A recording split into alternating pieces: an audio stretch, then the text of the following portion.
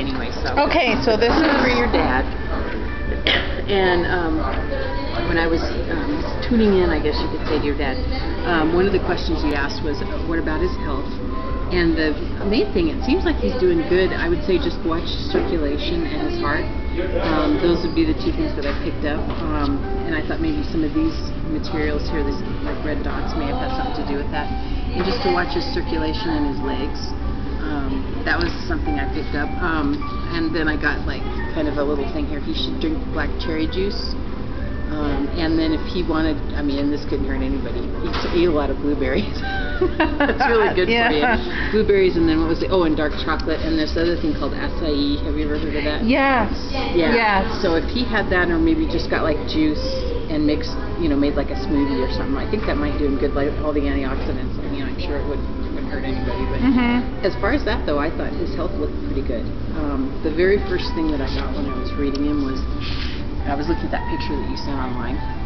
I got here, he's telling you his life, listen, with like an exclamation point, right? And I thought that picture was really interesting that you took, because because I deliberately didn't look at it for a while, and I was trying to like think, what is this going to look like, and I thought it was really interesting that you got there was, in the photo, there was like a wooden bear. Did you notice that sitting right next to him? No. Look at that photo again, because wherever you took it, go ahead. there was like a wooden, like a sculpture, like of a bear. I thought it was really interesting, because then this figure, and this was actually before I got this before I looked at the picture, and so it felt like that bear was important, even though it was like kind of maybe coincidental. I thought maybe you did that deliberately because you saw the bear. You know, we're talking about bears too. Yeah, my sister took the picture. Oh, she did. She did. She just emailed it to me, and it's probably the best picture she's ever taken. It's a really good picture. Yeah. I just felt like I could feel his personality. But when you look at that picture again, there's a wooden bear like right over here on his shoulder, or right behind him. I don't know if it was in a restaurant or like in a.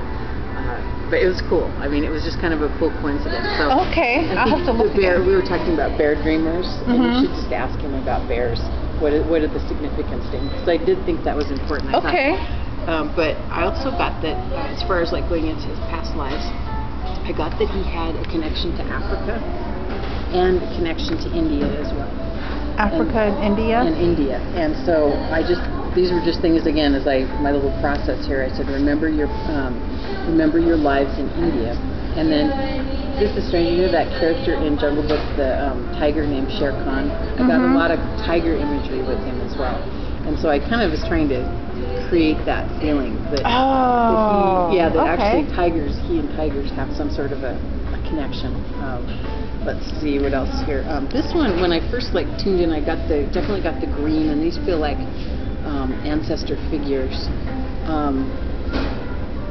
This one is a little hard to figure out. I don't honestly know what this is, but I don't know if there's like three beings. This one felt like it was definitely connected to that bear energy, and it presented itself to me with that kind of it wasn't ears, but like kind of like ears, like kind of energy around the outside. So bears, tigers, and what was the third one? I just said, bears and tigers, I guess, are the first two. And then this bird also comes up as far as the animals that are connected to him. And it's a kind of a blue-black color. And then when I was driving around after I painted this, I looked and I saw like a loon flying. And loons have that kind of weird, like the kind of pointy birds. Yeah, like a dinosaur, the pterodactyl. It looked like they got kind of a little like stumpy tail, but it looked like it could have been a loon.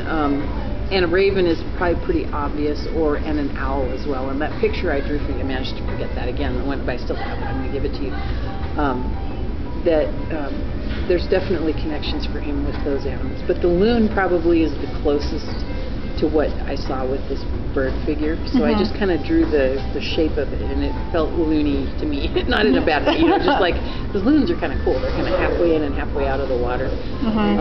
But that bird I saw around him, the phrases that I heard, and this felt like a feminine, like a great-grandmother or female presence that's next to him. And it said that the sun shines bright on this one. And as far as his connections, I got ideas of like kind of, here's another one, and I think these two are connected. It says, near and far, the brotherhood of the sun. And so this felt like almost like an angelic kind of presence.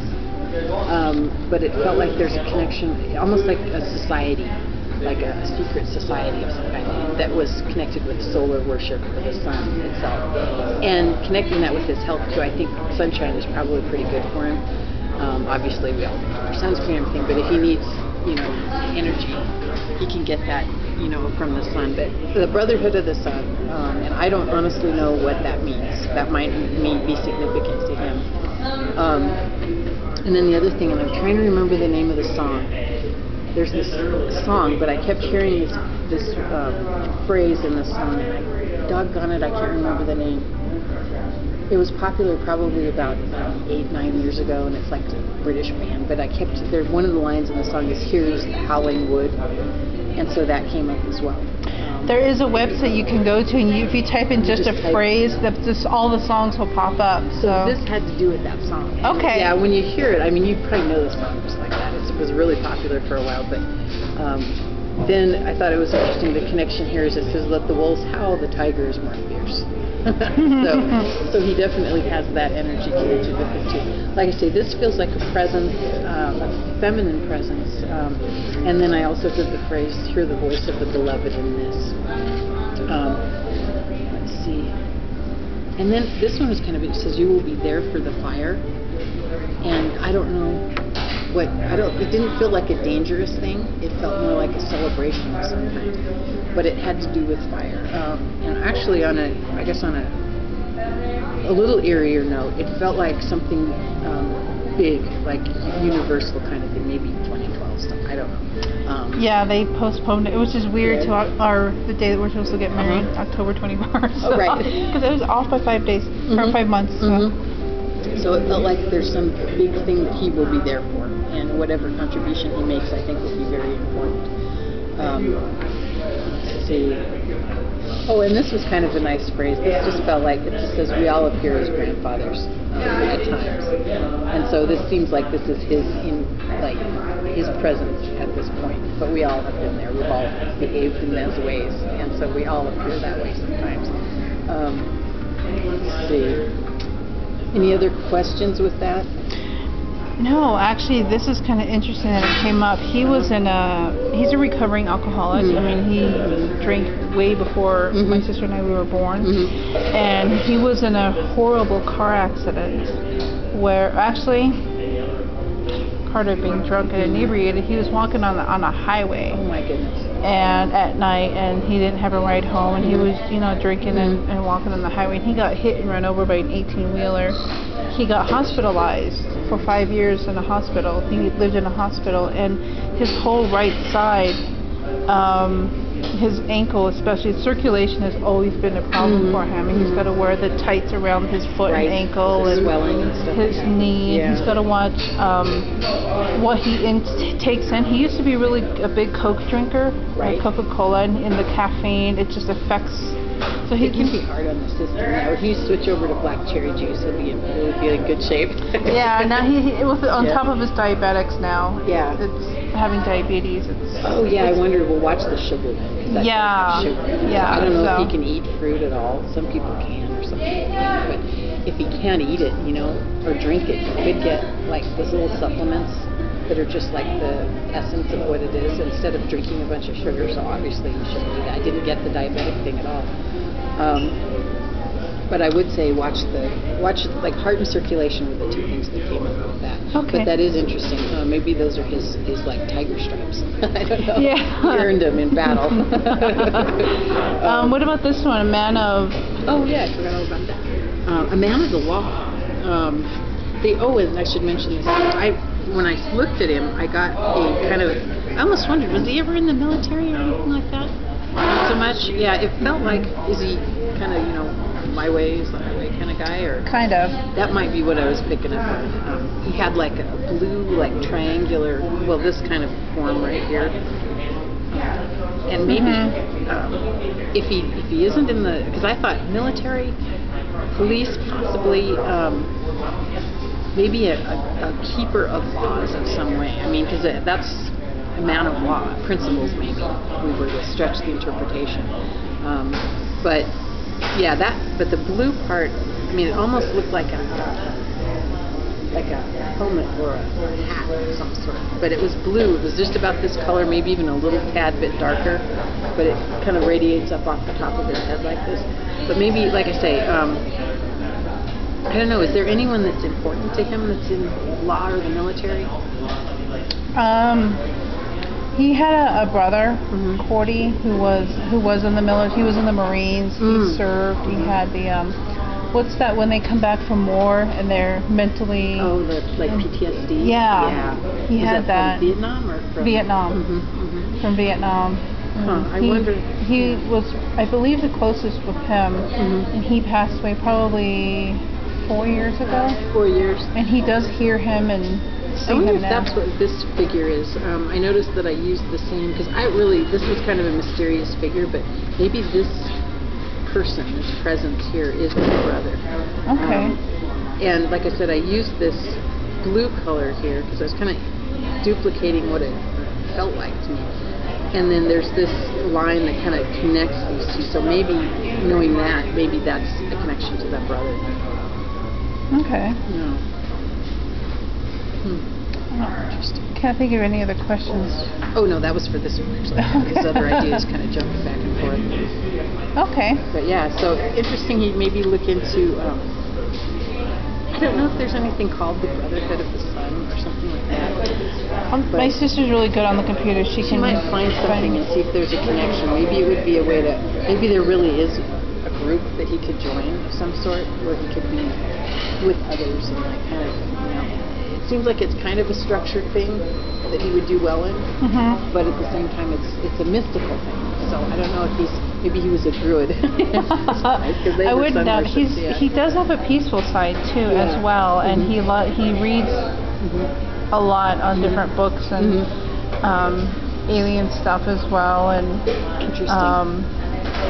Yeah, he's interesting. Yeah. I didn't get a ton of alien stuff with him, but there, like I said, there are these spherical presences on the side of him, and it was distinctly pink. If I was to point out anything that might have a connection, it would be on this side, these blues. Okay. But that, I don't know, that feels like that he's being kind of protected. What is this? Oh yeah, that's Let the Wolves Howl. The tigers were fierce. It's just a crazy thing. Cool. Maybe this is the stuff. And then I actually haven't spent a ton of time looking at the secondary imagery in here. Actually, when you look right here, that kind of looks like a face right in there. So it might be kind of fun to explore that as well. Yeah. Okay, I don't have any questions. Oh, who is... Oh yeah, there's someone named Jasper or Jason. That came up a bunch of times. He knows? Possibly. And I wondered if maybe one of, like this figure, or a J name, if John was one too. Does he like art? Because the other thing, does he? I almost wondered if it was Jasper Johns. Do you know that artist? Because I did get this Target imagery. He was like a real modern, but he would do like Targets. If you look at Target, he'd do all this kind of weird stuff with it. He does anything with like jewelry making. He makes rings. He can anything. Interesting. Jasper, Jason, that may not be a...